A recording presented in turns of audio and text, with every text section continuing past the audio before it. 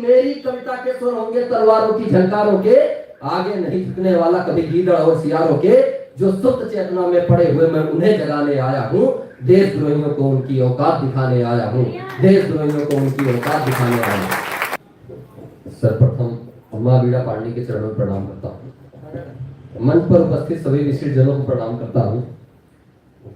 जैसे एक स्कूल होता है और उसमें जब कोई जांच कमेटी बैठती है और जब आती है तो कुछ तेज तर्रार बच्चों को ले करके वो आगे कर देते हैं और उनको दिखाते हैं कि देखो हमारे स्कूल के बच्चे बहुत तेज हैं। तो आज उसी तरीके से पहले कवि के रूप में मुझे उठाया है और मेरे बाद सब लोग पढ़ेंगे तो आपको इससे अंदाजा लग जाएगा कि कवि सम्मेलन कितना बढ़िया जा रहा है। ठीक है, दादा का आशीर्वाद चाहूंगा, दीदी हैं और संचालक जी महोदय हैं। तो सर्वप्रथम अपने परिचय की कविता से शुरू करता हूँ, सुनिएगा कि मैं क्रांत दूत कविकुल दिनकर के अंगार सुनाने आया हूँ, भारत माँ की पीड़ा का उद्गार सुनाने आया हूँ।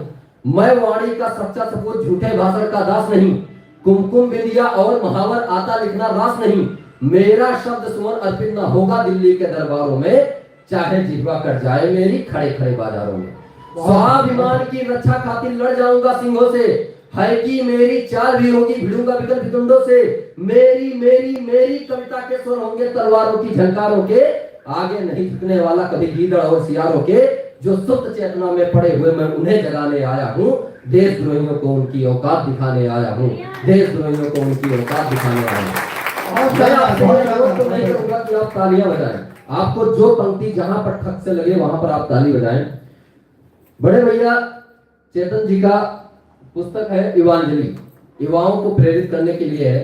तो मैं घर से ही मूड बना करके आया था जब इस बुक की कवर पृष्ठ मैंने देखी कि युवाओं को प्रेरित करने के लिए है, तो मेरी कुछ कविताएं युवाओं पर ही आज होंगी। तो सुनिएगा, कुछ मेरे भाई बहन बैठे हैं जो कि युवा हैं, तो उन्हीं को समर्पित करते हुए कविता शुरू करता हूं कि सेज पे पड़े पड़े डोलते ना हाथ पैर, कार सिद्ध होगी कैसे मित्र ये बताइए।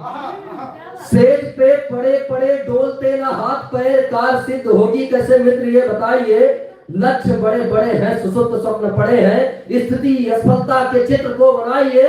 दौड़ता धमनियों में न रक्त जो लक्ष्य, निठल्ले की श्रेणियों में चरित्र न गिनाइए।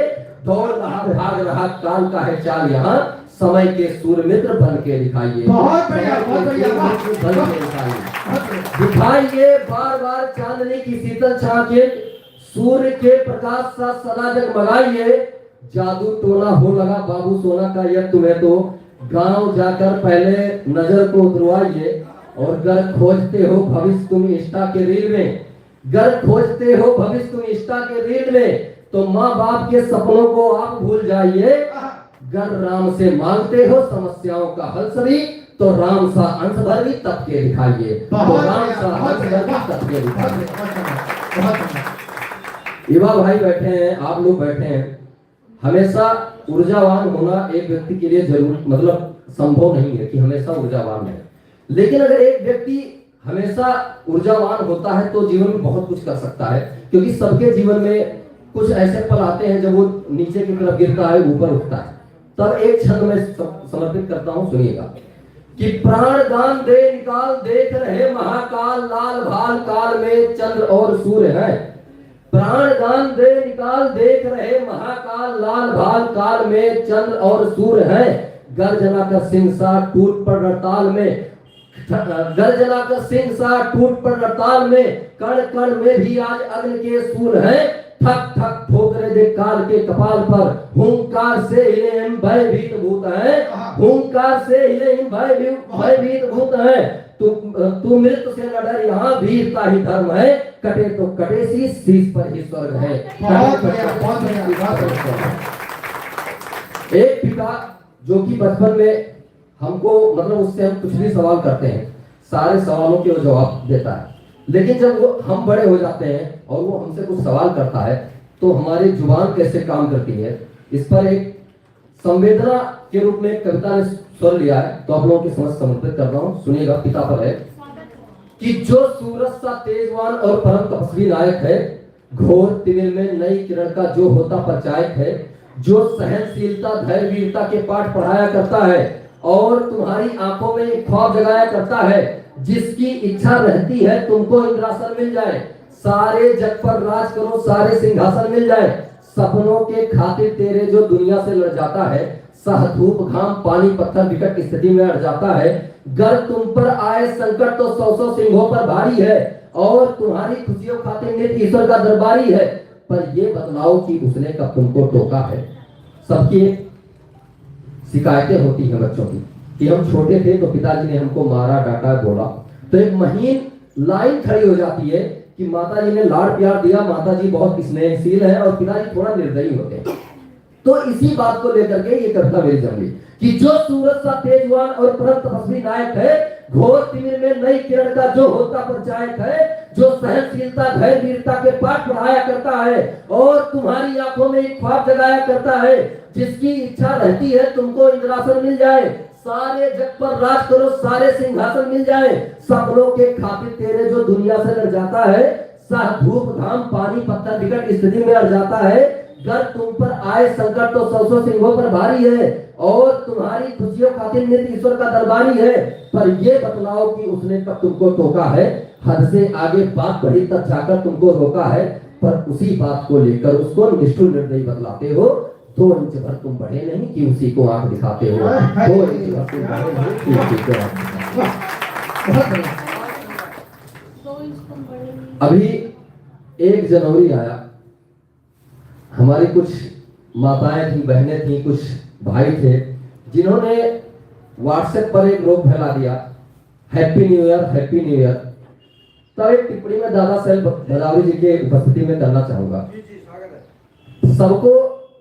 फिर मैंने कुछ लोगों को जवाब दिया कि हमारा तो ये नया साल नहीं है। तो हमारे कुछ दिल्ली विश्वविद्यालय के साथी थे, उन्होंने मुझे जवाब दिया कि हम वसुधैव कुटुंबकम को मानने वाले लोग हैं। हम अगर चाहते हैं कि कोई दूसरा हमारा नव वर्ष मनाए तो हमको भी उनका नव वर्ष मनाना चाहिए। तो मैंने उनसे कहा कि जब आप ये बात कहते हैं तो आपको एक बात का ये भी भान होना चाहिए कि कितने ऐसे देश हैं जिनको पता है कि भारत का हिंदू नववर्ष या भारतीय नववर्ष कब मनाया जाता है। आप हर बात में अपनी तुलना चीन से करते हैं, आप हर बात में अपनी तुलना अमेरिका से करते हैं, इंग्लैंड से करते हैं। तो आपको ज्ञात होना चाहिए कि जब चीन का नववर्ष मनाया जाता है तो 1 महीने तक वो अपने दुकानों को भी बंद करके अपने देश के अपने संस्कृति को बढ़ाए रखने के लिए नववर्ष अपना मनाते हैं। लेकिन भारत के अधिकतर युवा हैं जिनको ये भी नहीं पता है कि भारतीय नववर्ष कब मनाया जाता है। तब 4 पंक्तियों ने जन्म लिया, सुनिएगा कि हो होटलबाजी और अयासी इसका उत्कर्ष नहीं है सनातनी और भारतवासी हमको तो हर्ष नहीं। हो होटलबाजी और अयासी इसका उत्कर्ष नहीं है सनातनी और भारतवासी हमको तो हर्ष नहीं है। गुलाम बनाकर हमको जिसने सदियों तक मारा है, वो उनका ये भले मगर हमारा नववर्ष नहीं। बहुत चैत्र शुक्ल प्रतिपदा को हम तो खुशियों में झूमेंगे। ये भी बता दिया कि कब है, अब आपकी जिम्मेदारी है इसको कैसे बनाना है। चैत्र शुक्ल प्रतिपदा को हम तो खुशियों में झूमेंगे, मधुमाधव का नशा रहेगा व राम की चौखट चूमेंगे। जब कोयल कूकेगी और चहुर हरियाली छाएगी, तब घनी ठंड से जिंदाबाद धनिया नववर्ष मनाएगी। बहुत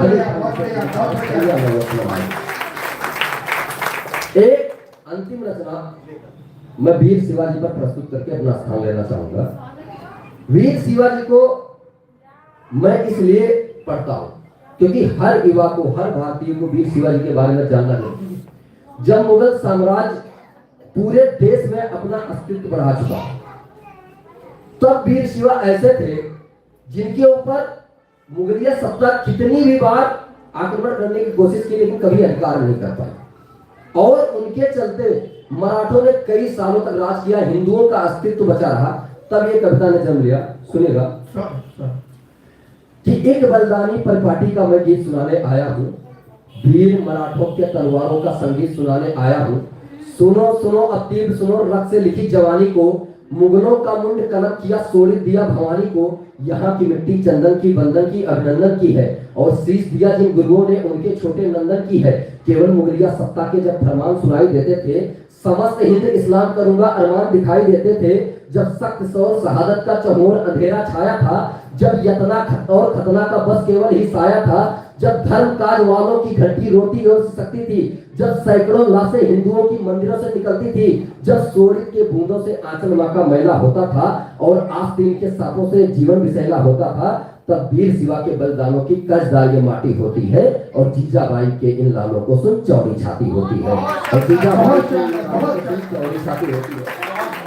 भारत माता की, भारत माता की जयकारा वीर बजरंगी। बहुत बढ़िया क्वेश्चन। आगे सुनिएगा कि लड़ने गया बार बार क्रूर औरंगजेब हार। औरंगजेब ने बहुत प्रयास किया लेकिन उसको हाथ नहीं मिले वीर शिवाजी। कि लड़ने गया बार बार क्रूर औरंगजेब हार, किसी सच्चे सिंह से पड़ा उसका पाला था। गरिमा के गौरव का रखैया था जो गुरु, दिखने में सौम्य किंतु छूने पे वो भाला था।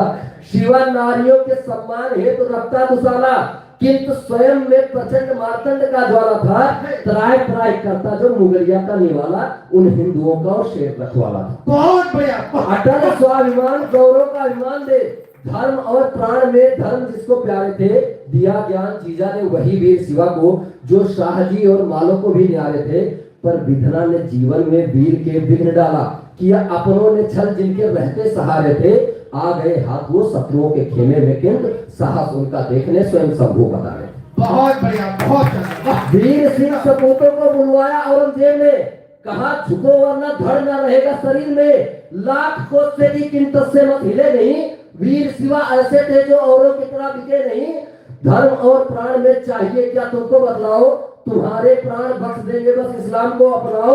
दहाड़े शिवा तेवर में ले सकते हो प्राण धर्म के लिए तुम, तो सिंहों ने हाथों में चूड़ियां नहीं पहनी है। माता ने सिखाया सदा, धर्म बड़ा बताया सदा, फिर दे दो यातना मुझे भी सहनी है। सिंहों की औलाद है, गिड़गिड़ाना हमें आता नहीं, हम एक बरगद के मात्र एक टहनी है। बोला एक ही नारा, गूंज उठा शासन सारा, जय भवानी जय भवानी जय भवानी, यही बात कहनी है। जय भवानी, यही बात कहनी है। बहुत बहुत धन्यवाद।